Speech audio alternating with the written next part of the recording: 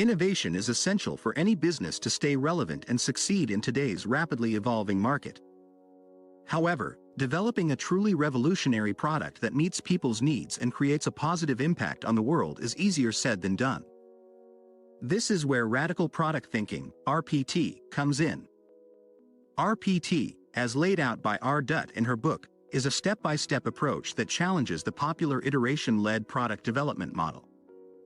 It encourages entrepreneurs and product managers to think big, envision a bold and inspiring future, and work backwards to create a product that delivers on that vision. One critical aspect of RPT is understanding that people's real pain points should be at the center of your business strategy. Instead of just iterating on existing products, you need to identify a significant problem that people face and develop a visionary solution that addresses that issue. Additionally, RPT emphasizes that measuring the wrong things about your product can lead to misguided decisions. It's crucial to focus on the right metrics that reflect your product's true impact on people's lives and the world. Overall, RPT is a method that can help entrepreneurs and product managers break out of the box and develop game-changing products that make a real difference.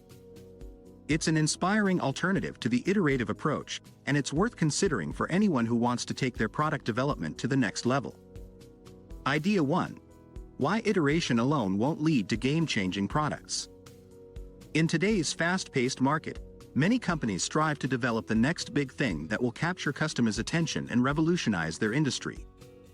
However, the path to success is not always clear, and many businesses turn to an iteration-led approach to product development. The iteration-led approach involves making continuous improvements to an existing product until a winning version is found. This strategy has worked for some companies, such as Twitter, but more often than not, it leads to lackluster products that fail to make a significant impact on the market. For example, when General Motors, GM, decided to develop an electric car to compete with Tesla, they took an iteration-led approach. Rather than starting with a clear vision of what they wanted to create, they aimed to bring a commercially viable electric car to the market quickly and cheaply. As a result, they borrowed an existing chassis from their gas-powered Chevy Spark and built on top of it, resulting in a lackluster product like the Chevy Bolt that failed to make a significant impact on the market. While iteration is an essential part of the product development process, it should not be the sole strategy. Iteration-led development can lead to incremental improvements but often lacks the vision necessary to create game-changing products. Instead, product developers should start with a clear vision of what they want to create and focus on developing a product that solves real problems for customers in innovative ways. In summary, iteration-led product development has its place, but it's not the best approach for creating groundbreaking products. To create truly revolutionary products, companies need a clear vision, an innovative approach, and a willingness to take risks. Idea 2. The importance of a vision-driven approach to product development. Tesla's Model 3 is revolutionary not just because of its performance or affordability, but because of the vision that drove its development. Tesla's goal was not just to create an electric vehicle, but to accelerate the transition away from fossil fuels. This vision guided every decision made during the development process, leading to a cutting-edge and unified product. In contrast, a short-term, vision-less mindset can lead to corner-cutting and a focus solely on short-term business goals like revenue and user numbers. This can result in a lackluster product that doesn't push boundaries or truly meet customer needs. The lesson here is that a vision-driven approach to product development can be the key to success. By keeping the vision at the forefront of every decision and innovation, companies can create products that are truly innovative and game-changing. It's not just about meeting short-term goals, but about creating a product that truly aligns with a company's values and vision for the future. Idea 3. The importance of a vision-driven approach to product development. Developing a successful product requires more than just iterating on features and chasing short-term business goals. Without a clear vision, your product could end up going down the wrong path, getting bogged down with extraneous features, or failing to solve a meaningful problem for your target audience. To create a strong vision for your product, start by answering crucial questions such as, what problem does your product solve for the world? Who are you trying to help, and why is it meaningful to them and to you? A strong vision statement should be both concrete and meaningful, centered on a specific change that you want to create for a specific group of people facing a specific set of problems.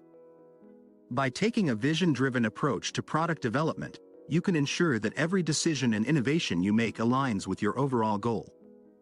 This can lead to a more unified and effective product, with cutting-edge innovations that work together to achieve your vision. Don't let short-term business goals or the whims of individual stakeholders distract you from your vision. Stay focused and let your vision guide you to success. Idea 4. Putting your vision into practice. Once you have a clear and compelling vision for your product, the next step is to put that vision into motion through a well-designed strategy. This is where the RDCL framework comes in handy, as it helps you to focus on the essential components of a successful, vision-driven strategy. RDCL stands for Real Pain Points, Design, Capabilities, and Logistics. By addressing these 4 key components, you'll be able to create a strategy that aligns with your vision and puts it into practice. One crucial step is to identify the real pain points of the people you want to serve. Like Dutt, a company that sought to address the socioeconomic problems facing impoverished women in India, you need to understand the problems your target audience faces and design your product to solve them. Once you've identified the pain points, you then need to design a product that meets those needs. This requires a deep understanding of your audience and what drives them, as well as creative problem-solving skills. Next, you need to consider the capabilities you need to bring your design to life. These can be tangible, such as technology or equipment, or intangible, such as trust or expertise. Identify the capabilities you need to develop and leverage to create the best possible product. Finally, don't forget about logistics. Your business model needs to be carefully crafted to ensure that your product is efficiently delivered to your customers and that your operations are sustainable over the long term. By following the RDCL framework, you can create a winning, vision-driven strategy that puts your product on the path to success. Idea 5. Navigating the business terrain. In the business world, decision-making can be a challenging task, with tough choices, trade-offs, and pressures to consider daily. To navigate this terrain in a vision-driven way, the RTP approach offers a framework for decision-making with 2 top priorities: making progress towards your vision and surviving as a business. The RTP approach presents 4 possibilities that can be envisioned as 4 quadrants in your decision-making space. The ideal quadrant is a choice that meets both imperatives, a good vision fit that also mitigates risk. Conversely, the danger quadrant is a choice that serves neither imperative, a bad vision fit that also increases risk. Generally speaking, you should embrace choices in the ideal quadrant and avoid choices in the danger quadrant. However, there are situations where you may need to make a choice that is a good vision fit but increases risk, such as investing in R&D to achieve long-term goals, or a bad vision fit but decreases risk, such as taking on a project that secures funding. When you make choices that are a bad vision fit, you're entering the quadrant in which you're building vision debt. It is essential to be clear about the choices you make, as they take time and resources away from your vision. It's okay to accumulate some vision debt, as long as you don't wait too long to pay it off by investing in your vision. However, it's advisable to avoid building vision debt as much as possible and prioritize investing in your vision more often than mitigating risk. In summary, navigating the business terrain requires making vision-driven decisions, and the RTP approach provides a framework to achieve this. You must weigh the risks and benefits of each choice and prioritize investing in your vision to build a sustainable and successful business. Idea 6. The importance of choosing the right metrics for product development. When developing a product, conventional wisdom suggests testing it on the market, seeing how customers respond to it, and iterating accordingly. However, the story of Knack, an app designed to promote the Italian tradition of suspended coffee, shows the danger of relying solely on usage metrics to guide product development. Despite initially seeing success with increasing numbers of daily users and app usage time, Knack's founder, Paul Hahn, discovered that most people were using the app to score free coffee rather than to pay it forward to another person. This was not in line with the app's vision, which was to encourage acts of kindness. The lesson learned from NAC's experience is that it's crucial to choose the right metrics to measure progress toward achieving your vision.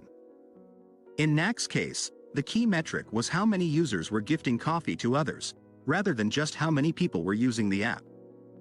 By iterating the app to address this problem, NAC was able to guide users to get into the spirit of gift giving by giving them 2 free coffees when they received a gift, one for themselves and one to give to someone else. As a result, a substantial percentage of users began spending money to buy coffee for other people, aligning with NAC's original vision. When developing a product, it's important to remember that not all metrics are created equal. While usage metrics can be useful, they may not always be aligned with your product's vision. So, make sure you choose metrics that measure progress towards achieving your vision and iterate your product accordingly.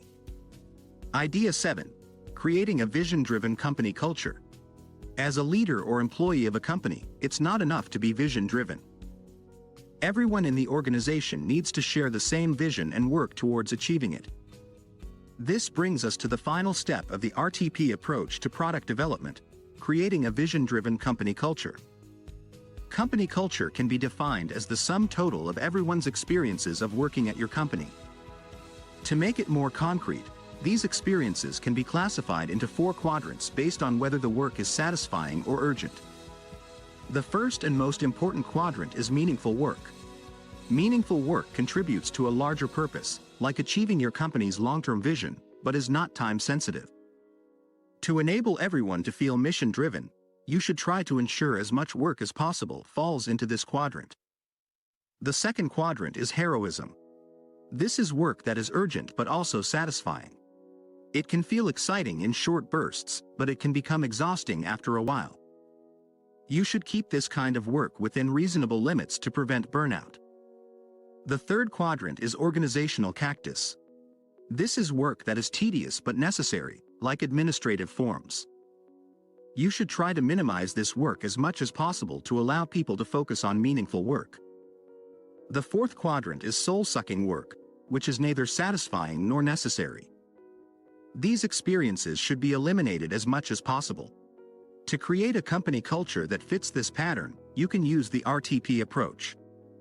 Start by creating a clear and compelling vision of the culture you want to have. Then design RDCL, rapid decision and creative leadership, strategy to achieve that vision. Finally, make wise decisions and collect meaningful measurements of your results by using vision-driven metrics and priorities. In summary, a vision-driven company culture is crucial for achieving your company's long-term goals. By using the RTP approach and classifying work experiences into the 4 quadrants, you can design a culture that is meaningful, fulfilling, and sustainable. Summary. When it comes to product development, iteration can be a valuable tool for creating new and improved versions of your product. However, it's important to remember that iteration should serve a larger purpose, a clear and compelling vision that drives every stage of the product development process. Without a vision, iteration can become the main focus of product development, leading to a lack of direction and purpose. On the other hand, when iteration is used as a tool in service of a larger vision, it can be a powerful way to refine and improve your product. Having a vision-driven approach to product development means that every decision you make, from the design of your strategy to the metrics you use to measure success, is guided by your larger purpose. It also means creating a company culture that supports and reinforces your vision. By keeping your vision at the forefront of your product development process, you can ensure that every iteration brings you closer to your ultimate goal. With a clear and compelling vision driving your product development, you can create something truly meaningful and impactful. Now, thank you for taking the time to watch, and if you found value in this video, be sure to hit that like button and subscribe to my channel. And in case you want to buy the book, use the link in the description. Trust me, you won't regret it.